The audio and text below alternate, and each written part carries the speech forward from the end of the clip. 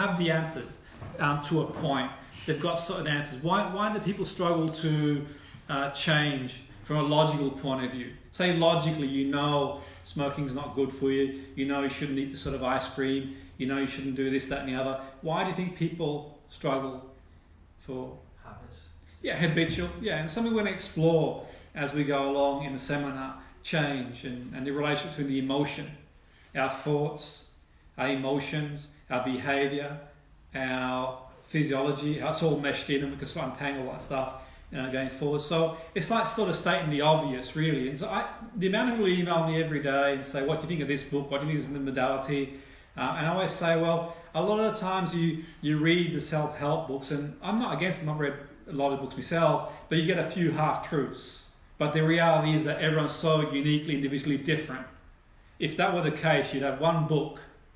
And now these days, there's loads of self-help books, isn't there? And there's a self-help book for self-help books now, for self-help books. So that's what we've got, really. The reality is that, who's the best person to help themselves? Themselves. And I like to believe in empowerment. I'm not here to convince anybody. I'm here to convey. And that's my approach as a coach therapist. Here's the information. And I'm often my own biggest critic as well, by the way.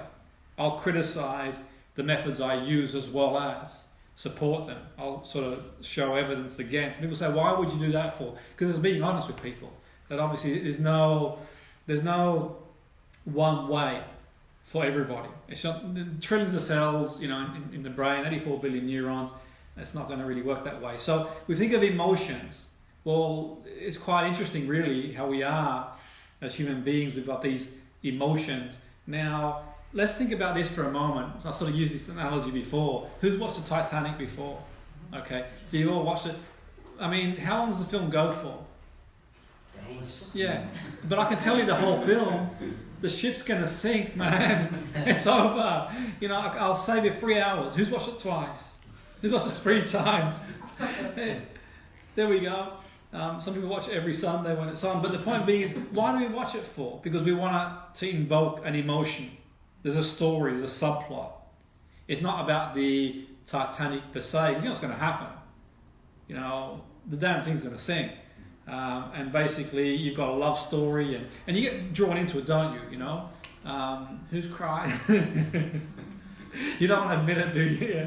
But the point being, it's quite emotional. So emotions, are fascinating. And I'll give you an example one time how emotions can drive behaviour. As you well know, I work in sport at a very high level and have done for a long time. There was a young lad I was working with one time. I shan't reveal his name because of confidentiality, but he's quite problematic as a young footballer, very problematic. And people have told him the rules and, behave yourself and all that sort of stuff. And do you think he sort of adhered to that? Do you think he sort of said, yeah? And I thought in infinite wisdom one time, I'm going to try something different, as you do. And I felt what I'll do to see if I can get him to get his head down is, he was very material young man, and nothing wrong with that. But the point being is that I felt if I can put an idea into his head and he gets an association, it could change his behaviour. So I took him to like a car forecourt and showed him a really expensive car. I said, you can have one. I nearly said his name. I said, you can have one of these if you sort of sort yourself out and get your head down. And I'm not saying it was down to me that he, albeit in a newspaper one time, I believe he mentioned something nice about me, believe it or not. But the point being is that for me, it was about giving him an idea seed in his head. And I said, well, you know what? You can have one of these if you can just put your head down, work hard, train hard, then you got the ability. And he knew he had the ability, but obviously for whatever reason he'd sort of let things get the best of him and behave in erratic ways. Not good ways, behavioural problems in the college and training issues, and it wasn't going to get him anywhere. He'd already been in trouble in a lot of clubs, and we were the last chance to lose for him.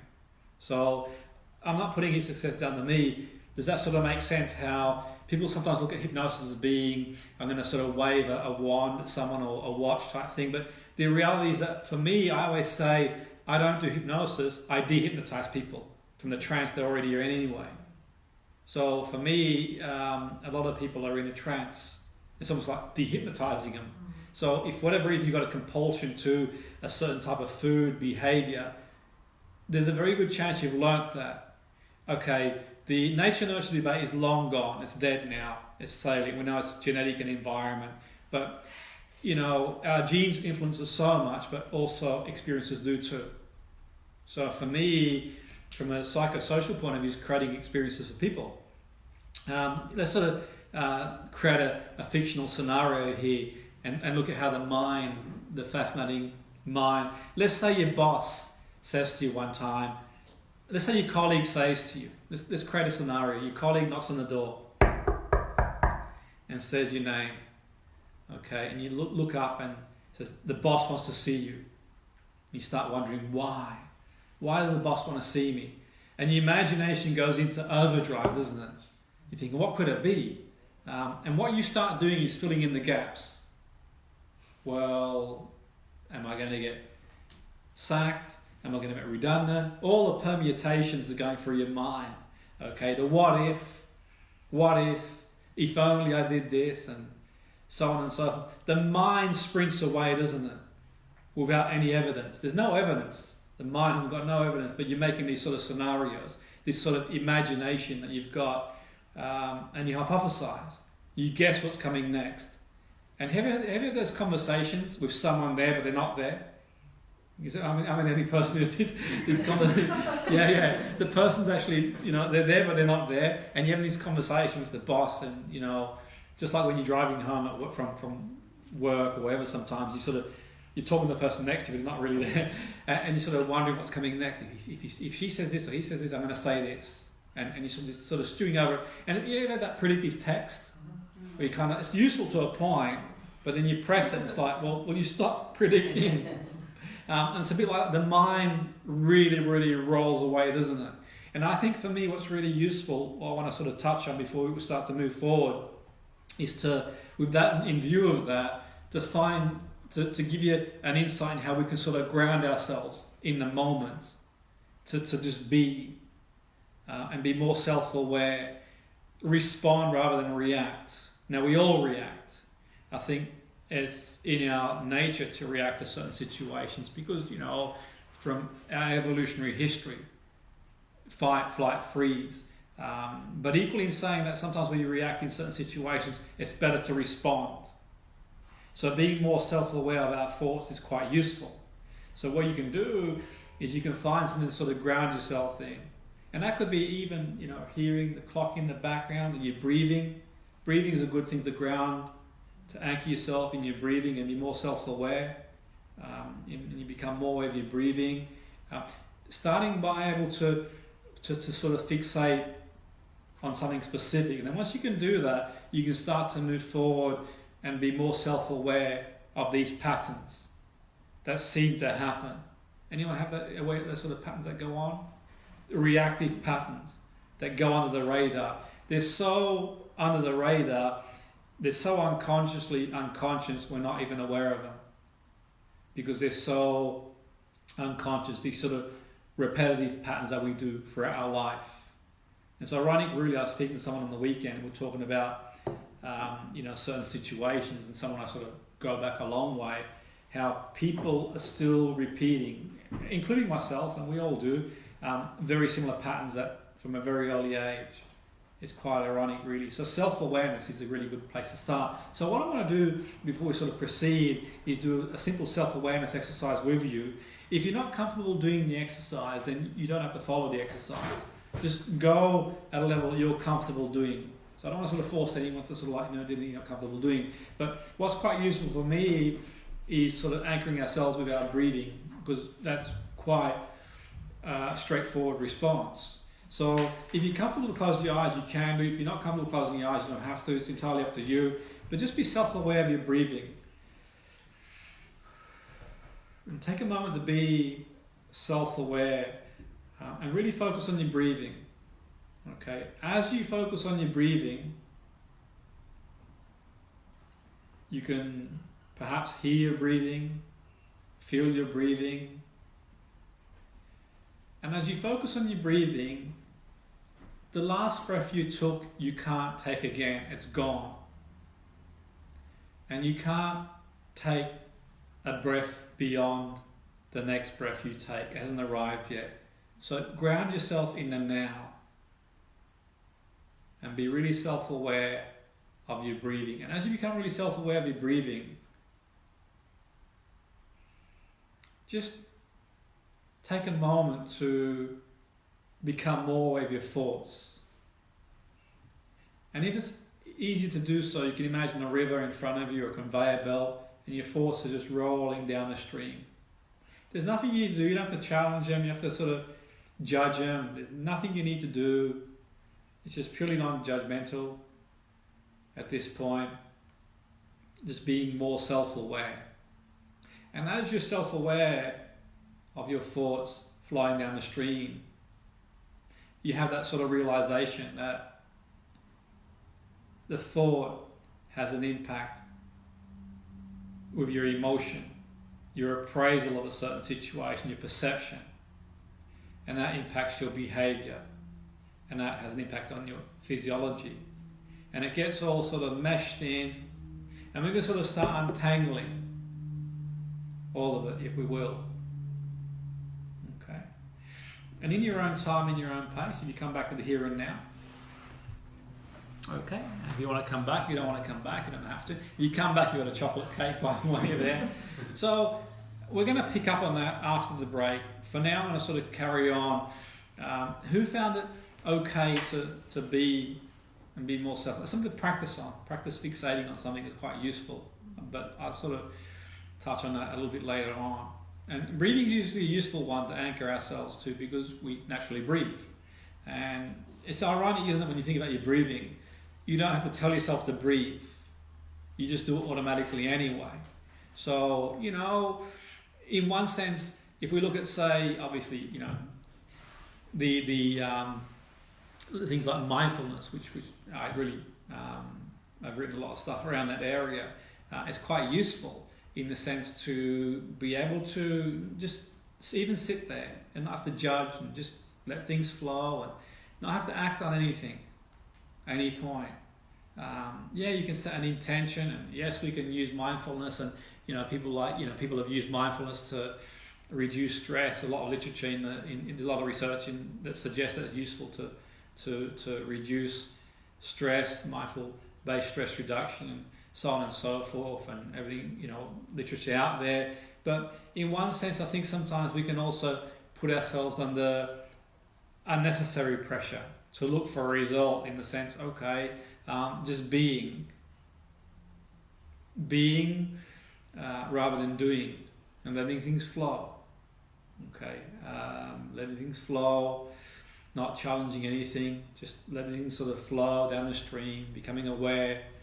And through that awareness, we can start to understand a bit more about what's going through our mind and how that's impacting our emotion, behavior. It's like a mesh that all gets tangled in, and we can sort of start untangling that. Now, from the point of view of change, so I mentioned earlier, we sort of know the answers. So, people might want to reduce weight, for example, and there might be an issue around eating certain types of food. Now, eating chocolate cake after a certain time in the evening is not a good idea if you want to reduce weight. But do you think it's as easy as saying, well, I'm not going to eat it no more? So you know the answer, but why do we keep doing it?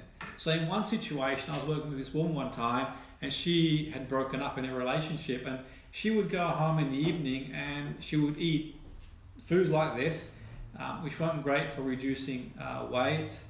And she knew the answers, very intelligent, very high-powered businesswoman, but she'd sort of carry on. And the reason being is that she had this emotional attachment to chocolate cake.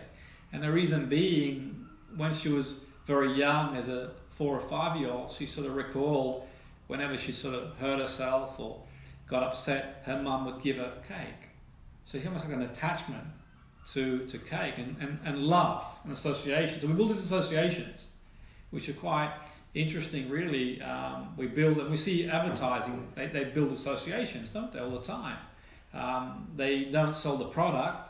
One thing that I've always used as an example is if I sort of said to you, here's water, 10 teaspoons of chemicals, would you buy it off me for £1.50? Tell me where to go. But, I was doing a seminar one time in London, and I was sort of walking the streets in the old hours, as you do, as one does after the adrenaline's gone, the cortisol. And I sort of looked at the big, really big screen in London, really big screen, and I was sort of watching it, and they had this advertisement on the screen, and all I could hear was, you could see visually these women drooling over this guy who's being hoisted on a ladder type thing, and he had like a six pack and really strong physique. And these women are drooling over him. And what's this commercial all about? And they use an anchor too, by the way, 11:30, 11:30, 11:30. So they're creating an association to the brand. And I'm not going to mention what it was. It's a soft drink. I'll probably get sued. But the point being is that, okay, it's the window clean advert. Was it Coke or Pepsi? I can't remember. Yeah, the window. So really, the next time you see your window cleaner, he's not going to look or she's not going to look anything like that. That's my gripe. But the point being, you're not even buying the product. You're sort of buying the association. So what I'm saying before, I said earlier about not even hypnotizing, you're dehypnotizing from the state they're in. Because you're not born wanting to drink Coke or Pepsi or eat this food or that food. At some point, you'll have built an association. So in a way, I sort of see it as dehypnotizing people from the state that they're in, the association they're in. Because we know. So anyone got teenagers who have been around teenagers in the group? So if you told your teenager the error of their ways, are they going to say, "Oh, gee, thanks, Dad, what a great piece of advice"? They're not going to say, are they? So they have an idea, an association. So the teenager might see the cool uncle, the really cool uncle, smoke, sports car, and they think, well, smoking, the idea is cool. Associate, then behavior. So they have an idea, they have an association to smoke is cool, and a behavior. Now you're not going to say to the teenager, say, you know what, smoking's bad for you, read the packet. And they can say, oh, thank you so much, Mum, Dad, you're such a, they're hardly going to say that. So to sort of prize them off that, it's an experience. So you could then suggest that, a useful hypnotherapist in town, and he or she might suggest, well, actually, let's create an experience. And the experience might be, now I'm not suggesting to do this, by the way, because I'll probably get in trouble these days, but, I'm sort of putting it out there from a behavioural point of view, experience. So if you took the young person to the emphysema ward and said, these are the effects of smoking, okay, and have an idea, an association, a new behaviour. Smoking's not very cool, it's bad for you, and any effects. Does that sort of make sense? And the experience is what sort of changes people. And you see when you see these sort of programs, teenagers they sort of have these programs that go to defending institutions and this sort of stuff, and they dispel a lot of the myths of what they think. So the experiences changes people. So we can create experiences for people too, because we know emotions are quite powerful. Because we know sometimes people, for example, they might love someone they don't think is a good person for them to do so. We've all, I'm sure, met people, if not ourselves, in certain situations where if you tell the person not love that person, they're hardly going to turn around and say, well, actually, you know what, that's a good idea. I think I'll sort of break things off. So, the point being, it's through their own experiences that sometimes the loop gets closed. So, for example, if a number of associations they have with that person are negative, and I think is it 7 negatives to 1 positive, eventually it's going to break any relationship down. Don't quote me in the neuroscience, I can find the literature, but anyway, it's obviously context dependent, but if I think it's roughly about 7 negative experiences to 1 positive. Sorry, 7, is it 7 negatives? Or is it 7, I don't have the literature in front of me, but proportion of negative experiences to positive, 7 to 1 ratio, the 7 to 1 ratio. So 7 positives, 7 positive experiences have got to nullify 1 negative. Obviously it's context dependent. When the research sort of got out around that area, people sort of, I believe in my opinion, misquoted, but as a general rule. So you do need to overlay the positives. Okay, but equally all things said and done, depending on what the relation consists of too. What need is fulfilling, so to speak, going forward. That's another story for another day. But what I'm pointing out is that there's many subjective realities as there are individuals. So there's billions of people in the world, and they've all got their own reality. It's pretty amazing stuff that, if I walk in this room I can see you all look different physically. I can see that, okay? But equally, mentally, you're all different too. You've all got different genes. You've all had different experiences. You've all had different upbringings, different schools, and all these things sort of correlate to make you, well, the person you are, to a point that we don't see that. But one can make the judgment that we all think the same, or think the same as us. So we want to connect to the person's subjective reality. What is their reality? So it's about being idiosyncratic. We build it around their thought process, the way they perceive the world. So, their experience is going to have a big impact. And equally so will the genes as well. So problems are more primal. In the primal structures of the brain, in the limbic system. A lot of the problems are lodged in the limbic system, so aversion, bad experiences. So, for example, if you were walking down the streets and someone was walking behind you and you could hear them, what would your reaction be? Yes, indeed, absolutely. If they then proceeded to, God forbid, but if they then proceeded to attack you, what do you think your reaction would be? Fight or flight. Oh, yeah, and freeze. Yeah, freeze, fight, flight. Yeah, precisely. So, but the point being, the amygdala, so the memory then gets stored, the hippocampi, but the amygdala then is like a smoke detector. Would it be possible then, do you think, if you went to the same place the next day, that you still felt the same way, even though the person's not there no more? Possibility.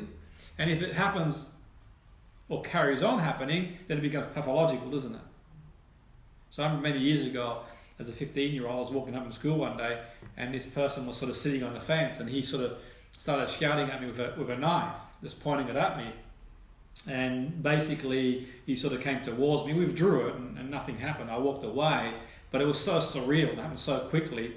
The following day, I decided to take a bus. I'm okay now. I've got over it a long time ago. But the point being is that eventually 3 or 4 days later, I decided to walk home again.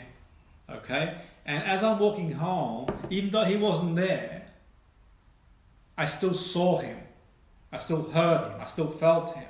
And I was deliberating in my own mind, what should I have done? Should I have hit him? Should I have ran away? Should I have told him off? What should I have done? Now, when that happened, I went home and I told my friends, family, I kind of brushed over as you do. But ironically, that sort of shows you the amygdala in action, aversion. I'm going to talk a little bit about the brain structures as well, but I've got videos on that I can send you too, because we only got short time. I don't want to get too scientific and technical with you.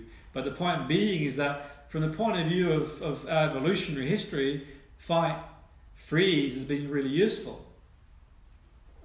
Because basically, in years gone by, we had dangers we didn't have now. Okay? So that's probably why we got a brain negativity bias. Because if you have 10 good experiences and one bad one, which one do you think you remember? Precisely.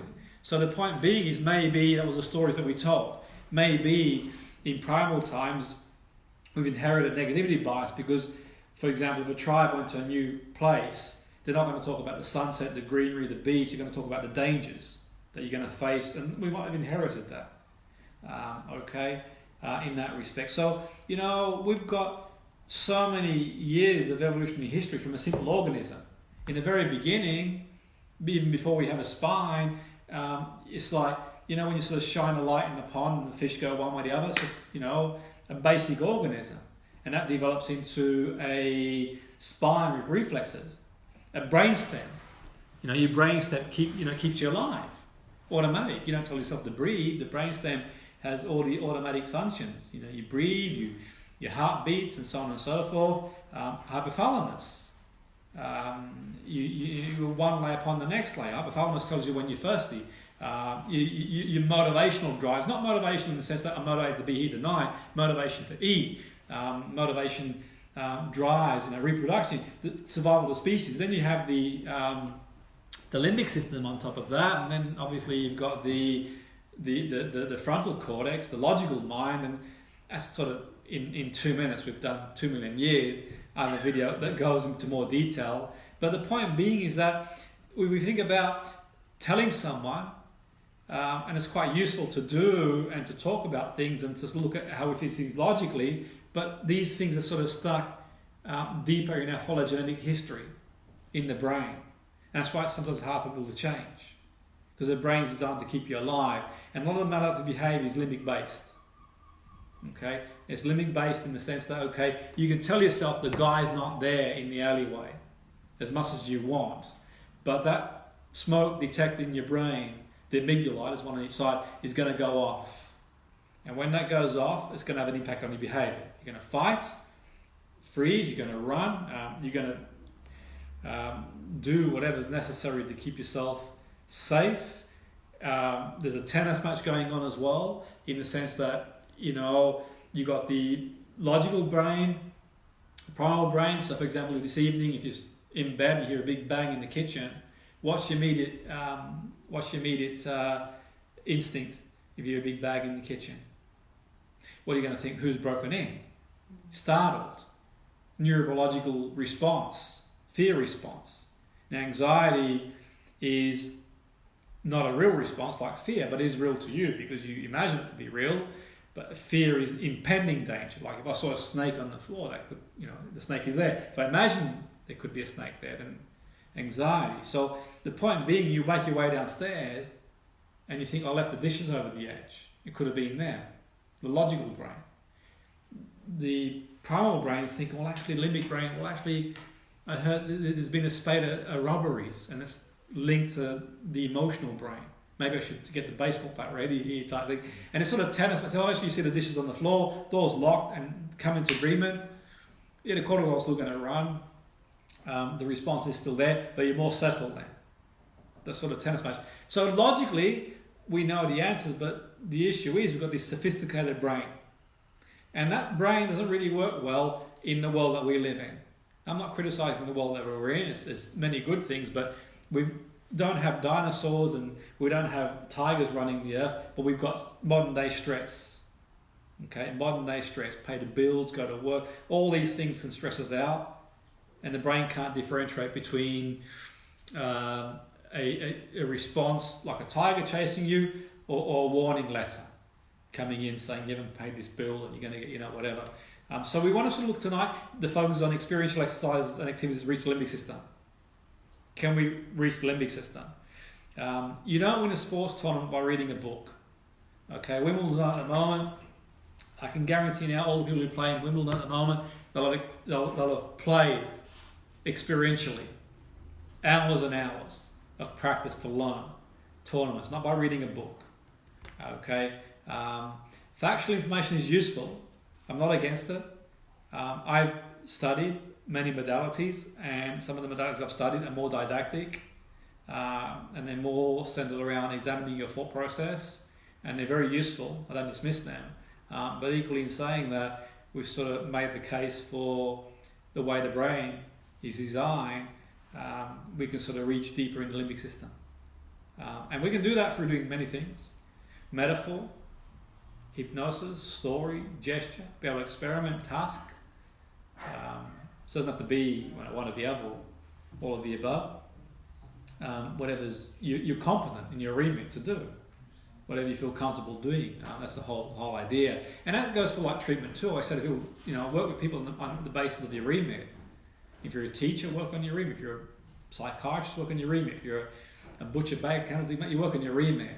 You know, one should always sort of stay within the realms of the remit. Hence, when I sort of teach mindfulness, I always say, if you're going to teach mindfulness, if you're going to incorporate mindfulness into your practice, do it in your remit. Because obviously, a teacher shouldn't, unless they were a psychiatrist, but the teacher, if they're delivering a lesson, shouldn't treat, you know, little Johnny for depression or condition they might have that is clinical. The fine line. If you're a performance psychologist in sport, you shouldn't be treating the sports person for a biological disorder, so to speak. There's a fine line being clinical, and I'm a big advocate. You know, one should stay within their remit, because obviously these things are quite complex, in the sense that, you know, I've made the case before that people say to me, why is it when you work with people with anxiety, you always say they go see a GP even done one before? Because no matter what the anxiety is, it could be biological based. Anxiety could be biological, could be a tumour, could be neurotransmitter, could be many things. And I'm not saying by seeing a medical person that's going to be the case, but at least they exhaust that, and if that's not I'm not a medical person. I work on the mind, on mental skills. So I'm always clear about the remit, and for me these sort of things are about sort of staying to the remit, because these things are quite complicated. Things like depression haven't got one. It doesn't appear to be one thing. It's multifaceted. Some research says brain inflammation. Some people talk about thoughts. Some people talk about nutrition. There's so many theories out there. Which one's right? Which one's wrong? Until we have biomarkers, then we can't really prove anything otherwise. Other than we've got literature that points towards certain things, and we can sort of use that best we can. But getting back to the program, so to give you an example, the one I very briefly talked about when I sort of introduced the seminar, and after the break we're going to give you an insight on some of the experiential stuff. Anyone seen The Christmas Carol before? Okay, everyone watched it? Where have you been all this time? And Christmas Carol, give you an idea how this works, at least my interpretation. It was written by Charles Dickens, first published in London by Chapman Hall, 1843. So you've got Ebenezer Scrooge. He's a miser, and he transforms his personality, identity, behaviour, and emotion by visiting his former business partner, Jacob Marley, and the spirits of Christmas past, present, and yet to come. So it's an experience, isn't it, he has. So think of Scrooge. What sort of a character was Scrooge? What sort of a dude was he? Man. Yeah, exactly. It was like, he was sort of really miserly, wasn't he? Yeah. And so on and so forth. You could never imagine him. If someone told you and described how he would be after the visit, would you have believed them? Yeah, exactly. He gets his visit. So for me, it's almost like an experience. It's almost like a hypnotic experience, because the past, the present, the ghosts of yet to come, this hypothesis of what's going to happen if he carries on being the way he is, but vividly, not someone telling him, if you carry on doing that, because people tried, didn't they? People with Scrooge, they tried to tell him. They couldn't get through. He wouldn't have it until he has an experience that really alters his reality. So there you can see him there all happy and as you smiley face, yeah, absolutely. And then it's amazing, isn't it? Because he goes from this to that through an experience. Okay, and people, you could never imagine it. He's gone from here in the space of a very short time. Okay, so what happens when you look at the past? There were pivotal moments, wasn't there? He wasn't always that way, was he? Remember that scene where he's looking in, outside looking in? He's looking at things dissociated. He's dissociated from that situation. He's not in the situation. He's dissociated. And what does he see there? Do you remember that scene there? When that's his younger self. Yeah. When he was happy. Yeah, exactly. It was his younger self. He's really happy, wasn't he? He's got, he had a partner. He's really happy with her. But there's a pivotal moment, isn't there, where he doesn't commit. Cutting a long story short, they break up, and so on and so forth. And what does he do as a coping strategy? He immerses himself in work, doesn't he? Yeah. In the business. Exactly. And he puts the barriers. So he puts this defense wall. Anyone know anybody who puts defense walls? So he puts like a barrier. So the wall goes up, and he decides, you know what, I'm going to focus on work. And you see it sometimes, people who experience post-traumatic stress, by the way. It's a controversial diagnosis. I'm not sort of going into any detail, but I'm just saying sometimes if they've got the post-trauma, what they do is they find as many distractions as they can from the emotion pain. I'm not saying that he had that, but obviously it's very emotionally painful for him. And he's had to find a way. Now you could argue that, he built a really good business and fair play to him, good luck to him. But the point being, any option or any opportunity to social again, what did he do? No. Okay, he had like this sort of, this perception, this schema, if you will, if you like, to the point that he decides then, well actually, this means that Okay, fire hot. I'm not going to put my hand back in fire. Okay, fire hot. So you decide at one point, because you've experienced, dogs are dangerous, because you might have been, barked at or bitten at once. Not to say that they're not, but this one experience shapes your reality. Or maybe you had a loving dog. Dogs are very loving. You didn't have one, but an experience can shape your reality. You can't. One experience can sculpt your reality. It's quite ironic, really. So the experience that Scrooge, it stimulates a realization. His identity changes.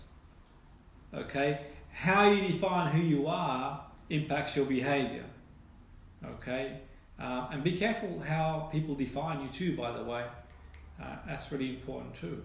Letting people define you and put you into a box and category, and then you then adhere to that. And you see it a lot with people who lose their identity. They're too busy trying to please everybody else, they forget who they are, without realizing you can't please everybody. That's not your job to please people. Your job is to be you. But he changes his definition of self. Has a massive psychological effect, doesn't it? Massive. Because then he begins to behave differently. It impacts his identity, beliefs, behavior. So he has a big realization, and it orientates Scrooge towards changing his states. So how did he feel about Christmas originally? Couldn't stand it. Couldn't. Precisely. He just described me. I'm not changing my states. But the point being, he just doesn't like it, does he? But how does he feel after the experience? He sees the beauty in it, the magic in, if not Christmas, just getting together with people, because we are social creatures as human beings. So he changes his state. He alters his perception. He sees it differently. So change your perspective, change your world. His mood changes. Emotion changes. His beliefs change. Identity changes. And it's like, there's a moment when, I think it was his niece, it may have been his niece, who says to his nephew, do you think he's going to stay that way? And there's like a steely moment and his nephew says, yeah, I think he will. Because his identity completely changed. When your identity changes, and a moment can change identity. We see it, a significant emotional event. It could be the birth of a child. Changed your identity. So you might be the sort of person who, you mess about, and all of a sudden you just really get your act together after the birth of the child, and you have an emotional event. Or maybe you have another experience where your identity changes. You retire from a job, and you feel, well, I'm not that labelled no more. What do I do now? Does that sort of make sense? There's experiences that can change in a moment. Going forward, we'll look at after the break. We're going to look at some interesting ways that we can be able to look at creating experiences for people to create change, whether that be through story, whether that be through metaphor, whether that be through hypnosis, because really it's the experience that changes people. I'm just sort of mindful, how are we going to do the time, Emma? It's 4:45. Okay, so we'll break in 5. So to give you a very brief example, to illustrate how this works, I had a client one time and she wanted to start delivering presentations again.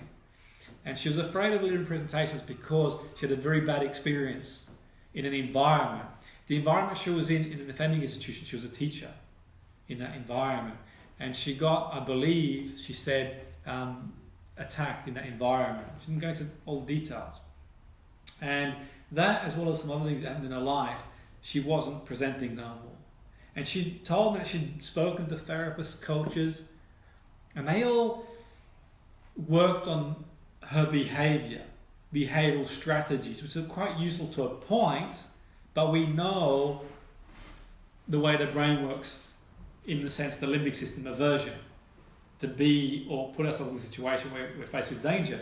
So what I did with working with her, because the goal was to start presenting again, it was important to present again because of her job.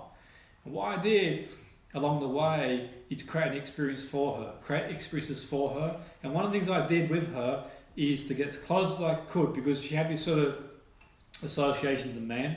And I suggested that she join a martial arts club, not to sort of become a martial artist and beat everybody up, to be around them with self-control. She had this belief that they didn't have control subconsciously. So by being in martial arts, and I said, if you don't want to be there, then don't stay there. I'm not going to sort of suggest you be there if you're uncomfortable staying there, but that's a good place to start. And she joined. Having joined that, she actually hired a personal trainer, which was a male, for the first time in a long time. And they helped peel away at that sort of onion type thing.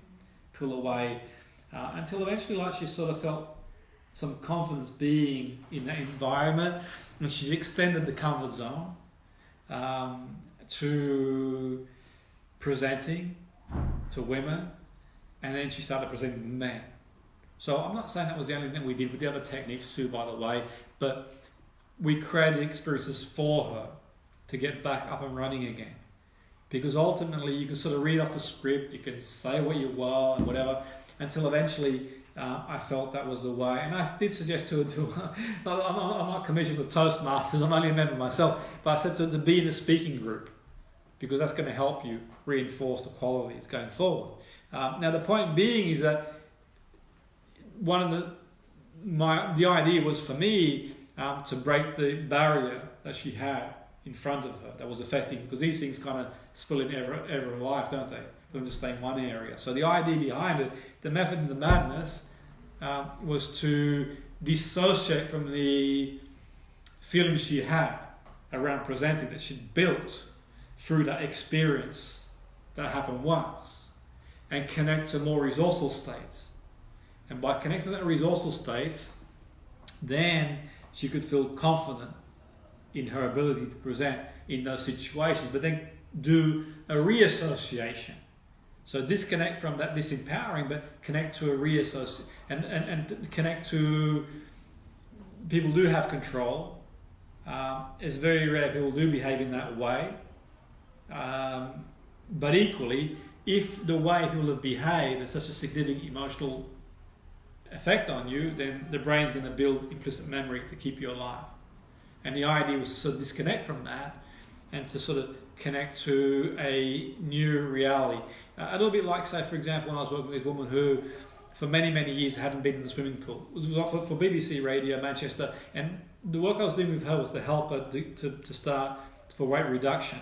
Weight reduction was the goal, but equally in saying that we felt she could start swimming again, then it would be really good for her socially, because she'd been socially withdrawn. She'd retired, and I felt if she could start swimming again, it would help her then to book a holiday, be at the swimming pool. And the idea was that she hadn't swum for like 56 years. She was 64, 65. And what I did a technique with her, regressive technique, a reappraisal technique. Cutting long story short, the idea is to sort of disconnect from that association she has since being an 8-year-old to swimming, to connect to a more positive association, like going away on holiday with her friends, doing swimming social events every week, and disconnecting from that experience that happened once that formed that reality. Okay, and ironically, she did go swimming, but the irony was the radio was going to be broadcast on the Friday. We're going to broadcast on Friday morning, and I phoned her up on the Wednesday saying, "Did you go swimming?" And she goes, "Well, actually, she phoned me before the Friday radio was going to be broadcast. She said, 'I've got something to tell you.' I said, 'What is it?' She goes, 'I didn't go swimming after we've done the interventions.' And I said, 'Well, what happened?' She goes, 'On Tuesday morning, she was making her way to the swimming lesson, but her friend phoned up and said, "Are you sure you want to do that?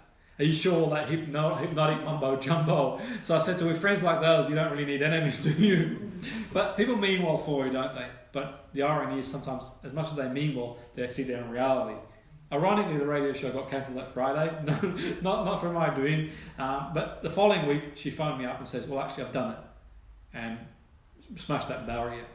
And that was really, really important driving force. She did reduce the weight, by the way. It hit a transcript in the end, but there are other things she'd overcome too. But I use that story to show you the concept of creating experiences for people, to build new association, to disconnect from this empowering state. That's not the only thing. We're going to go into some of the basics after the break. So we have a short break for 10 minutes, and then we'll go from there. Thank you. Thank you. Oh, okay.